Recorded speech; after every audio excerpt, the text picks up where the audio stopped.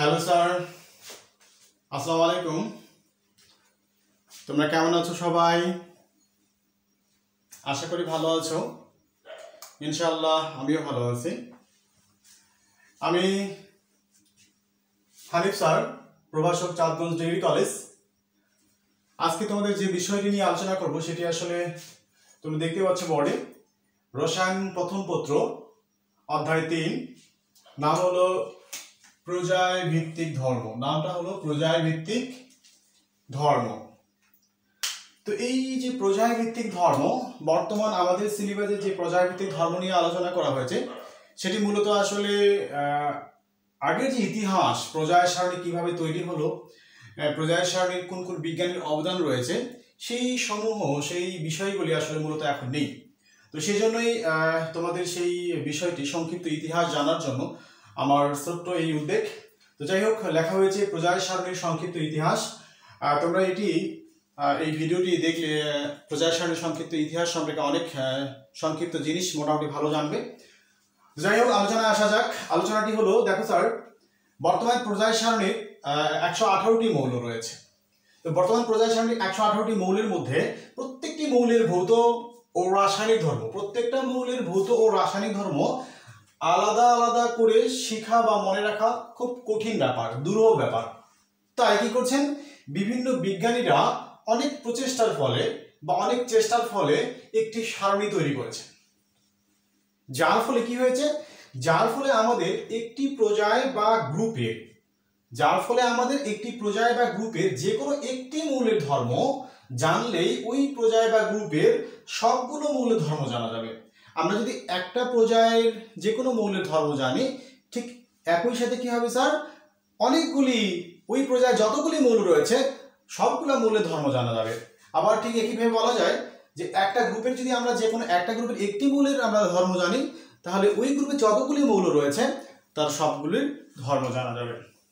আচ্ছা, এরপরে আমরা আসি স্যার, দেখো এই যে প্রজায় সারণী বিজ্ঞানীরা তৈরি করলেন, তো প্রজায় সারণীটা আসলে কি জিনিস? তো এই জন্য বলা হচ্ছে প্রজায় সারণী। দেখো, প্রজায় সারণী হচ্ছে প্রায় একই ধর্ম বিশিষ্ট মৌলসমূহকে, অথবা কেউ তোমরা লিখতে পারো প্রায় একই ধরনের ধর্ম বিশিষ্ট মৌলসমূহকে একই শ্রেণীভুক্ত করে আবিষ্কৃত সব মৌলকে স্থান দিয়ে, যতগুলি মৌল আবিষ্কার হয়েছে সবগুলো মৌলকে স্থান দিয়ে যে সারণী তৈরি করেছেন বিজ্ঞানীরা, তাকে প্রজায় সারণী বলে। তাহলে সুন্দর করে বোঝা গেল যে প্রায় একই ধরনের ধর্ম বিশিষ্ট মৌলসমূহকে একই শ্রেণীভুক্ত করে, আমরা বলছি একই শ্রেণীভুক্ত করে আবিষ্কৃত সব মৌলকে স্থান দিয়ে যে সারণী তৈরি করা হয়েছে সেটি আসলে প্রজায় সারণী। আবার আমরা বলছি এখানে আমাদের আরো একটি সুন্দর কথা রিলেটেড রয়েছে। দেখো স্যার, প্রজায় ভিত্তিক ধর্ম। তো প্রজায় সারণীতে প্রজায় ভিত্তিকটা কি? প্রজায় ভিত্তিক মানে হচ্ছে আমরা বলছি প্রজায় ক্রমে আসলে একই ধর্ম বিশিষ্ট মৌলের অনুক্রম হওয়া, ঘুরে ফিরে আবার ওই মৌলটি চলে আসা। তো এই জন্য লেখা হয়েছে স্যার, দেখো একটি নির্দিষ্ট পারমাণবিক সংখ্যা পরপর মৌল সমূহের ধর্মের পুনরাবৃত্তিকে, একটা নির্দিষ্ট পারমাণবিক সংখ্যা পরপর মৌলটি আবার ক্রমান্বয়ে আগের মৌলের সাথে মিলে যাবে, এটাকে বলা হচ্ছে প্রজায়বৃত্ত ধর্ম বা প্রজায়বৃত্ততা।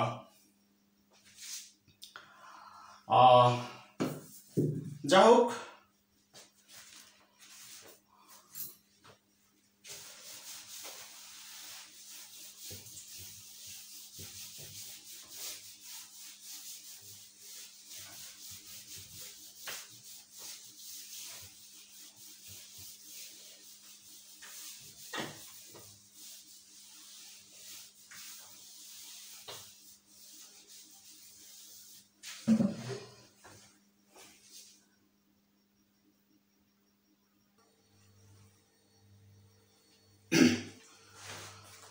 হ্যালো স্যার, তোমরা দেখতে পাচ্ছ যে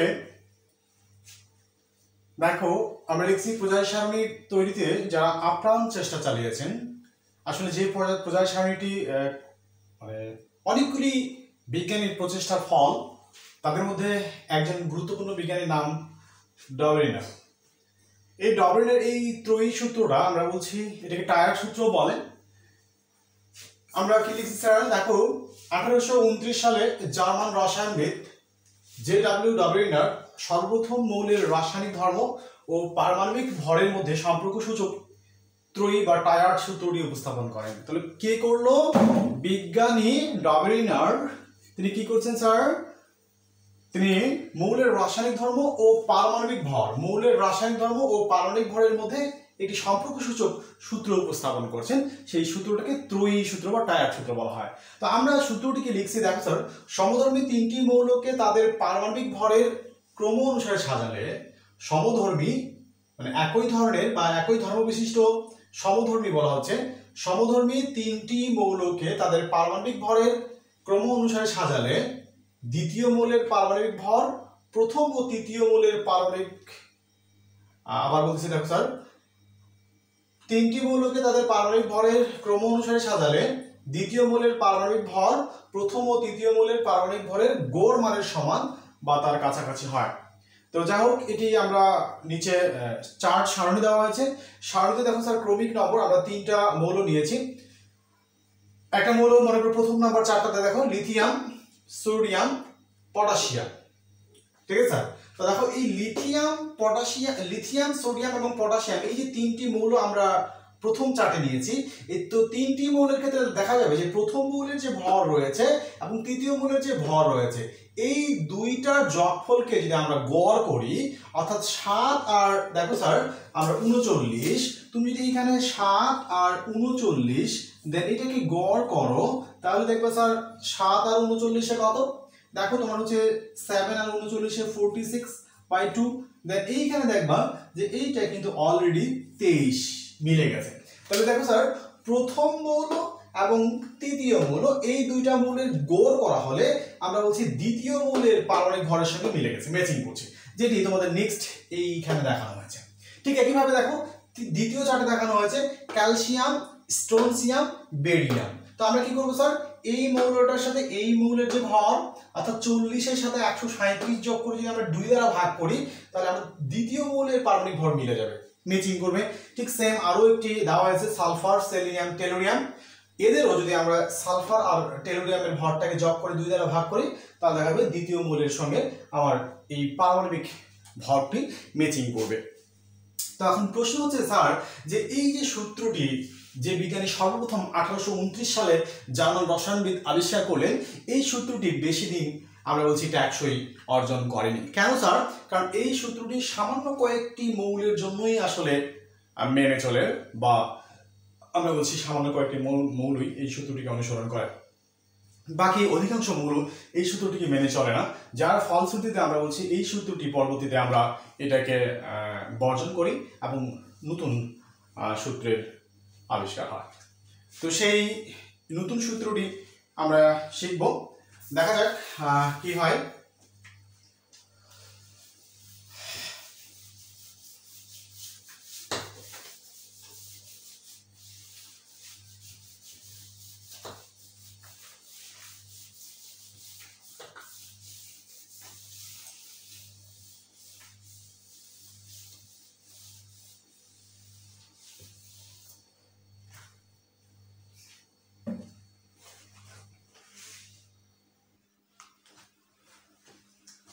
দেখো একটু আগে আমরা ডাবরিনারের সূত্র দেখতেছিলাম, এখন আমরা দেখতেছি আসলে ট্যালরিক স্ক্রু।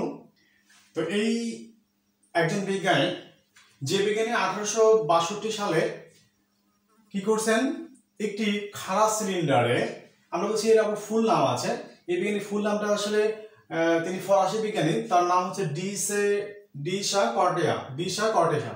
তিনি কি করছেন, একটি খাড়া সিলিন্ডারে ঘোরানো ভাবে কি করছেন, একটি সিলিন্ডার নিয়েছেন, খাড়া সিলিন্ডারে ঘোরানো ভাবে এমন ভাবে তিনি এই মৌলগুলোকে স্থাপন করেছেন এই সিলিন্ডারের মধ্যে, যেন কি হয় স্যার, এই মৌলগুলির অবস্থানগত উচ্চতা,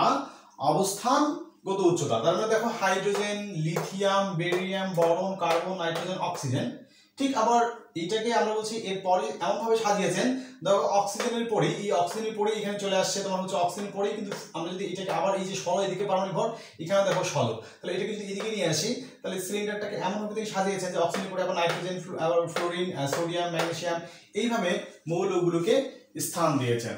তো এই জন্য বলা হচ্ছে স্যার তার যে সূত্রটি, সেই সূত্রটিকে দেখো আমরা লিখতেছি একটি খাড়া সিলিন্ডারে ঘোরানো ভাবে সব মৌলকে এমন ভাবে সাজান যেন মৌলের অবস্থানগত উচ্চতা মৌলের পারমাণবিক ভরের সমানুপাতিক হয়। তাহলে এতে দেখা যায় যে একই ধরনের ধর্মবিশিষ্ট মৌলসমূহ পরস্পর ঠিক উপরে নিচে অবস্থান করে। ঠিক আছে স্যার? তো এই যে সূত্রটি আমরা দেখলাম এখান থেকে কোথা থেকে দেখলাম স্যার? এইখান থেকে একই ধরনের ধর্মবিশিষ্ট মৌলসমূহ পরস্পর ঠিক উপরে এবং নিচে অবস্থান করে। কার উপর ভিত্তি করে স্যার? মৌলের পারমাণবিক ভরের সমানুপাতিক হয়। আমরা বলছি এটি আসলে পারমাণবিক ভর অনুসারে সাজানো হয়েছে, তোমরা দেখতেই পাচ্ছ। তো এই বিজ্ঞানীর নাম অনুসারে এটিকে বলা হচ্ছে ট্যালোরিক স্ক্রু।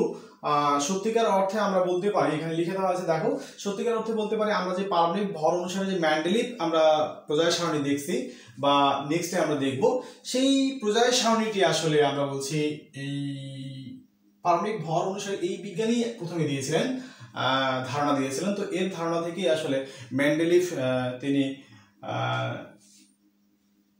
তার এই পারমাণবিক ভর অনুসারেই তিনি তখন আরো একটি নতুন সূত্র উপস্থাপন করেন, যেটি আসলে আমরা বলছি প্রজায় সারণীর অন্যতম সূত্র হিসেবে গ্রহণ করা হয় পরবর্তীতে।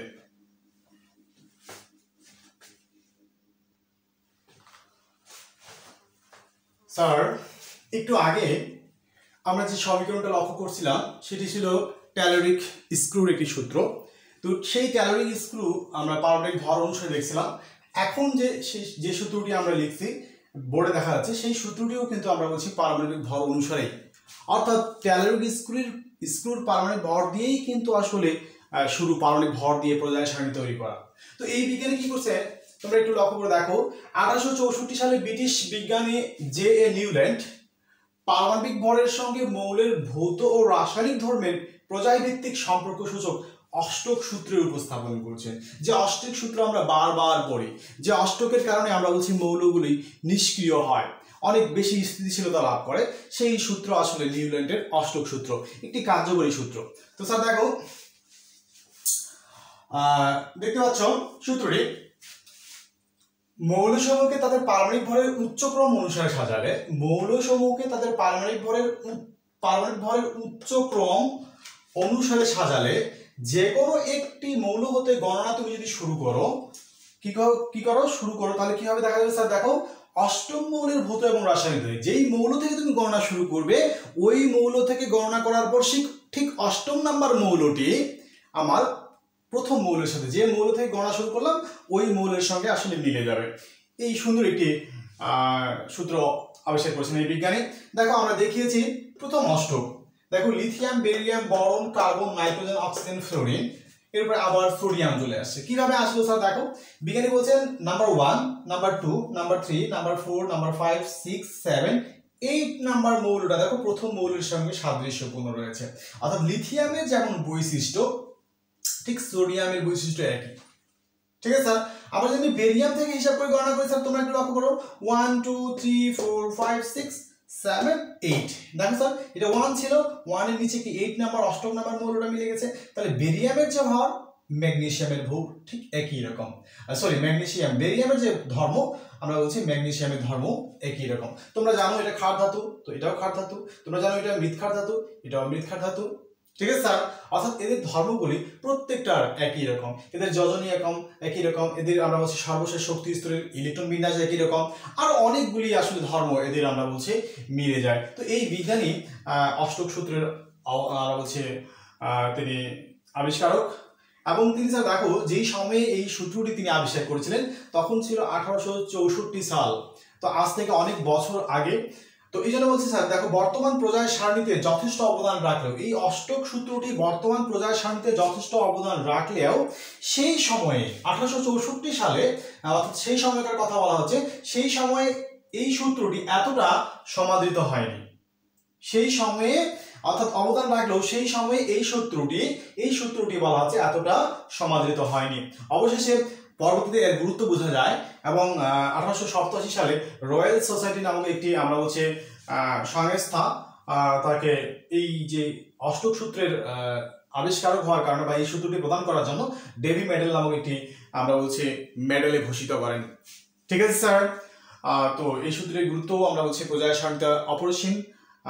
এবং এর আগে যে সূত্রটি দেখছিলাম টেলরের স্ক্রু সূত্র, তারপরে চলে আসলো নিউল্যান্ডের অষ্টক সূত্র, নিউল্যান্ডের পরের সূত্র আমরা আরেকটু পরে যে আরো একটি আমরা বলছি যে রিয়েল ইনভেন্টর অফ প্রজায়ের সারণী, অর্থাৎ প্রজায়ের সারণীর যে আমরা বলছি সত্যিকারের আবিষ্কারক এবং প্রজায়ের সারণীর যে জনক আমরা বলছি ক্রিয়েটর, তার সূত্রটি দেখব।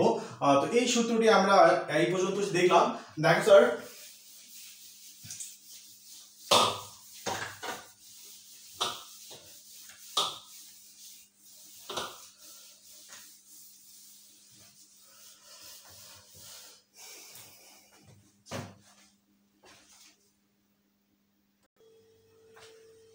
হ্যালো স্যার, আমরা একটু আগে যে সমীকরণটি দেখছিলাম সেটি আসলে খুবই গুরুত্বপূর্ণ একটি সমীকরণ সূত্র, সেটি অষ্টক সূত্র দেখতেছিলাম।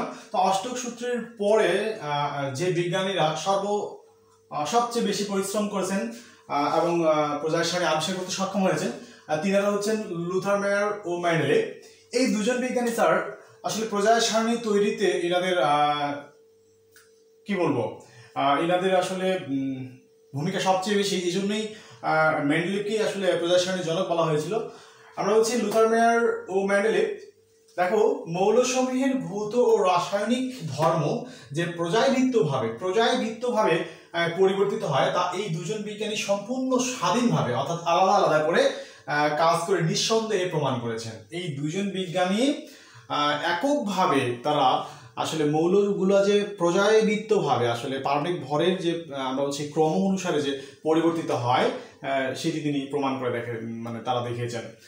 তো দেখো স্যার, জার্মানির লুথার মেয়ার মৌলসমূহের কি করেন, কি করলেন যে মৌলসমূহের ভৌত ধর্মের উপর বিশেষ দৃষ্টি নিবন্ধন রাখেন। এই বিজ্ঞানী আমরা বলছি বিজ্ঞানী লুথার মেয়ার, এই লুথার মেয়ার হচ্ছে কি করছেন স্যার, তিনি হচ্ছে মৌলসমূহের ভৌত ধর্মের উপর বিশেষ দৃষ্টি রাখছেন।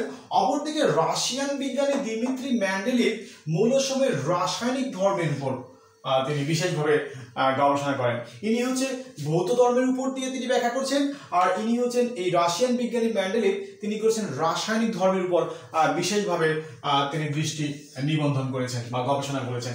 দুইজন বিজ্ঞানী সম্পূর্ণ ভিন্নভাবে, একজন ভৌত ধর্ম দিয়ে বলছেন, আরেকজন রাসায়নিক ধর্ম দিয়ে আসলে আলোচনা করেছিলেন। তো যাই হোক, আমরা এই দুজন বিজ্ঞানীর গবেষণা যেহেতু খুবই ফলপ্রসূ এবং একটি আমরা বলছি আমাদের কাঙ্ক্ষিত একটি প্রজায়ের সারণীর তারা দিয়েছেন আমাদের আসলে ভবিষ্যৎ প্রজন্মকে আমাদেরকে দিয়েছেন।